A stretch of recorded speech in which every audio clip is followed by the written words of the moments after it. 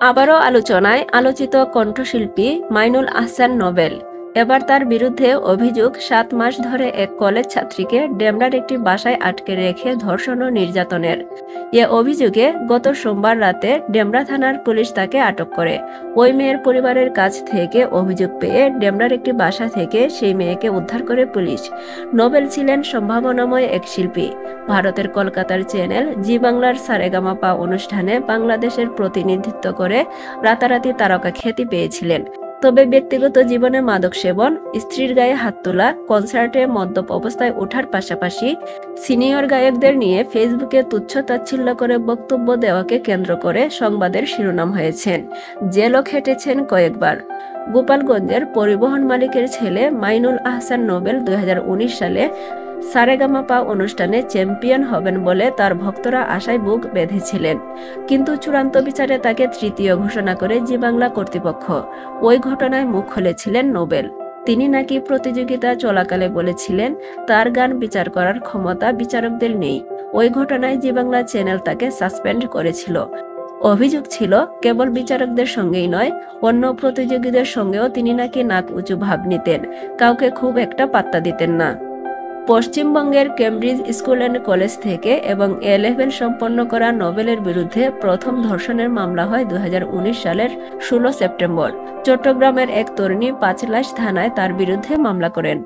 ধর্ষণের মামলার রেশ কাটতে না কাটতেই ওই বছরের 15 নভেম্বর সালসাবিল মাহমুদকে ভালোবেসে বিয়ে করেন নোবেল। পরে দুজনের মধ্যে ঝগড়া বিবাদ ও ফেসবুকে স্ট্যাটাস দেওয়ার ঘটনা ঘটে। দুজনেই একে অন্যের বিরুদ্ধে প্রতারণার অভিযোগ এনে গণমাধ্যমের শিরোনাম হন। এক পর্যায়ে আনুষ্ঠানিকভাবে বিবাহ বিচ্ছেদ ঘটে তাদের। 2023 সালের 20 মে মাইনুল আহসান নোবেলকে ঢাকা মহানগর পুলিশের গোয়েন্দা বিভাগের কার্যালয়ে নেওয়া হয়। ওই সময় ডিএমপির অতিরিক্ত কমিশনার মোহাম্মদ হারুনুর রশিদ গণমাধ্যমকে বলেছিলেন নোবেলের বিরুদ্ধে তার স্ত্রী নির্যাতনের অভিযোগ করেছেন। নোবেলের বিরুদ্ধে মামলাও আছে, তাই তাকে জিজ্ঞাসাবাদ করা হবে। নোবেল 2023 সালের 27 এপ্রিল মদ্যপ অবস্থায় কুড়িগ্রামের ফুলবাড়ী ডিগ্রি কলেজের সুবর্ণ জয়ন্তী উপলক্ষে কনসার্টে ওঠেন। তার কথাবার্তা অসংলগ্ন এবং আচরণ অনিয়ন্ত্রিত থাকায় দর্শকেরা বুঝে যান তিনি মদ্যপান করে স্টেজে গেছেন। পরে উত্তেজিত জনতা ক্ষিপ্ত হয়ে তার উপর পানির বোতল ও জুতা ছুঁড়ে মারেন। অবস্থা বেগতিক দেখে আয়োজকেরা তাকে মঞ্চ থেকে সরিয়ে নেন। পরে বিষয়টি নিয়ে মুখ খুলেছিলেন তার সাবেক স্ত্রী সালসাবিল মাহমুদ। তিনি গণমাধ্যমকে জানিয়েছিলেন নোবেলের এই কাণ্ডে তিনি অবাক হয়েছিলেন। কিভাবে বদলে গেলেন তিনি। নেশার থেকে মুক্তি পেতে বেশ কয়েকবার মাদকাসক্তি নিরাময় কেন্দ্রে ভর্তি পর্যন্ত হয়েছিলেন। নিরাময় কেন্দ্র থেকে ছাড়া পাওয়ার পর গানে ফিরবেন বলে বিভিন্ন সময় তার ভক্তদের প্রতিশ্রুতিও দিয়েছেন। বিতর্ক পিছু ছাড়েনি নোবেলের। জাতীয় সঙ্গীত এর রচয়িতা রবীন্দ্রনাথ ঠাকুরকে নিয়ে ফেসবুকে কটূক্তির অভিযোগে সমালোচিত হয়েছেন তিনি। জেমসকে নিয়েও বাজে মন্তব্য করে সংবাদের শিরোনাম হয়েছেন নোবেল। ফেসবুকে মানহানিকর বক্তব্য দেওয়ার অভিযোগে সঙ্গীতশিল্পী মাইনুল আহসান নোবেলের বিরুদ্ধে 2021 সালের 1 জুন ডিজিটাল নিরাপত্তা আইন 2018 এর 25-29 ধারায় মামলা করেছিলেন গীতিকার, সুরকার ও সঙ্গীত পরিচালক ইথুন বাবু। এর আগে নোবেলের বিরুদ্ধে হাতিরঝিল থানায় সাধারণ ডায়েরি করেন ইথুন বাবু। এতে তিনি অভিযোগ করেছিলেন নোবেল তার ফেসবুক পেজ নোবেলম্যান থেকে দেওয়া এক পোস্টে ইথুন বাবুকে চোর বলেছেন।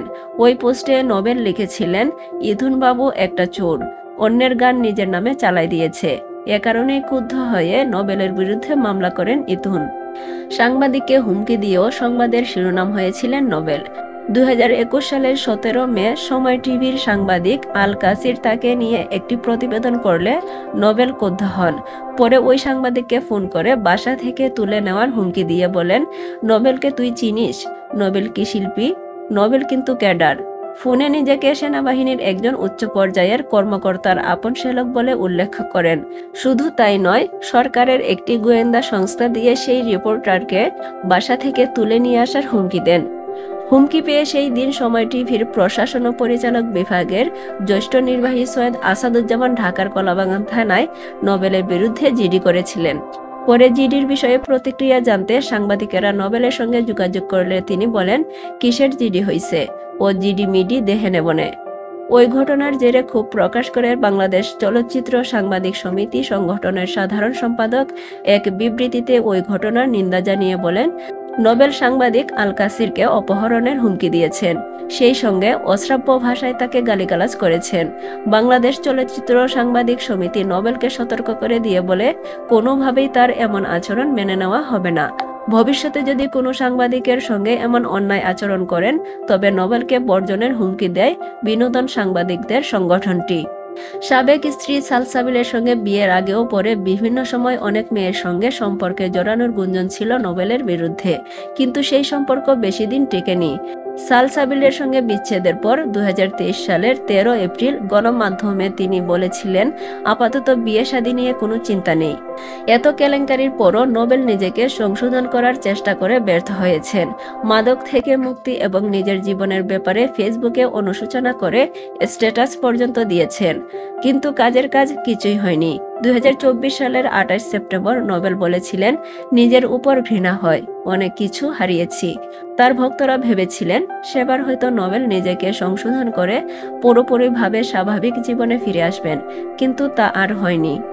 2023 সালের 19 নভেম্বর ফেসবুকে এক নারীর সঙ্গে তিনি 3টি ঘনিষ্ঠ ছবি পোস্ট করেন। সেখানে লিখেন, মেয়েটি তার স্ত্রী। খুলনার মেয়েটি ছিলেন ফারজানা আরশি, পেশায় ফুড ব্লগার। পরে জানা যায় নোবেলকে বিয়ের আগে আরশির নাদিম আহমেদ নামের এক ফুড ব্লগারের সঙ্গে বিয়ে হয়েছিল। সেই বিয়ে 2 বছর পর ভেঙে যায়। পরে ফেসবুকে পরিচয়ের সূত্র ধরে নোবেলের সঙ্গে সম্পর্ক তৈরি হয় আরশির। এই বিয়েও বেশি দিন টেকেনি। বিয়ের সপ্তাহ খানেকের মাথায় নোবেল ভর্তি হন মাদকাসক্তি নিরাময় কেন্দ্রে, আর আরশি চলে যান খুলনায়। সেখানে ফিরে গিয়ে ফেসবুকে তিনি অনুশোচনা করে লিখেন, আমি আমার বাবার বাড়ি খুলনাতে আছি, না জেনে উল্টাপাল্টা খবর ছড়াবেন না প্লিজ। আজকে যদি আমি নাদিমের সঙ্গে সবকিছু শেষ করে যেতাম তাহলে কেউ কিছুই জানতে পারতো না। আমি কি এতটাই বোকা? আমি কি জানি না যে নোবেল এই ছবি পোস্ট করলে কতটা ঝামেলা হবে? বিশ্বাস করেন, এসবে আমার হাত ছিল না। নোবেলের সেই বিয়ের খবর গণমাধ্যমে আসার পর তার আগের স্ত্রী সালসাবিল ফেসবুকে লিখেন, খুলনার একজন ফুড ব্লগার নাদিম আহমেদের সঙ্গে 7 বছরের প্রেম ছিল তার স্ত্রী আরশির। 2021 সালের শুরুতে তারা বিয়ে করেন। 2 বছর তাদের সংসার। সেসব বাদ দিয়ে নোবেলের কাছে চলে এসেছে মেয়েটি। সর্বশেষ নোবেল এক নারীকে সিঁড়ি দিয়ে টেনে হিঁচড়ে নামাচ্ছেন, এমন একটি ভিডিও সম্প্রতি সামাজিক যোগাযোগ মাধ্যমে ভাইরাল হয়। ওই ভিডিও দেখে মেয়েটির মা বাবা তাকে চিনতে পারেন। পরে তারা জাতীয় জরুরি সেবা 999-এ ফোন করে ঘটনা জানান। 19 মে রাত 10টার দিকে পুলিশ ডেমরার একটি বাসায় অভিযান চালিয়ে ওই ছাত্রীকে উদ্ধার করে। পুলিশের ডেমরা থানার ভারপ্রাপ্ত কর্মকর্তা মাহমুদুর রহমান গণমাধ্যমকে জানান, গত নভেম্বরে এক ছাত্রীকে গুলশানে দেখা করার কথা বলে নোবেল তাকে ডেকে আনেন, তাকে বিয়ের আশ্বাস দেন।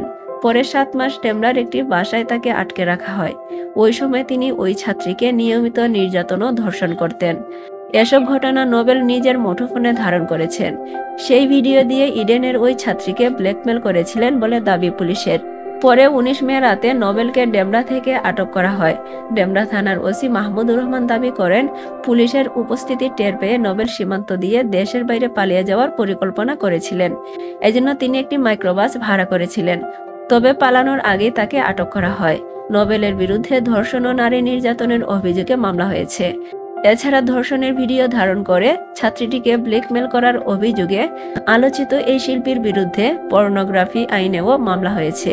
ভিকটিম ওই নারী শিক্ষার্থী বর্তমানে ঢাকা মেডিকেল কলেজ হাসপাতালের ওয়ান স্টপ ক্রাইসিস সেন্টারে চিকিৎসাধীন বলে জানিয়েছেন ওসি মাহমুদুর রহমান।